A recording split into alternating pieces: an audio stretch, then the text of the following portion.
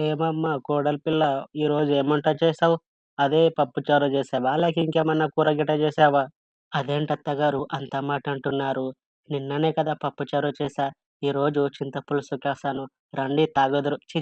రండి తిందురు గాని. నీ వంటలు పాడుగాను. అసలు నీకు వంటలు చెయ్యడు సరిగ్గా రాదానే? ఎప్పుడు జూడు నీళ్ళ పులుసు, పప్పు పులుసు, టమాటా పులుసు, ఆఖరికి గుత్తొంకాయ జేయమంటే వంకాయ పులుసు పెడతాంటావు నీ కాకి మొఖం దానెక్కడనో. అదేంటత్తగారు మీరే కదా మీకు చారులంటే చాలా ఇష్టమని చెప్పారు. అందుకే రోజు ఒక చారు చేస్తున్నా మీకోసమని. నీ షార్లు పాడుగాను. నువ్వే ఆ షార్ తాగెమ్మా. నేనీరోజు ఆ మంగమ్మ హోటల్‌లో ఒక మంచి కోడి బిర్యానీ తెచ్చుకొని తింటా.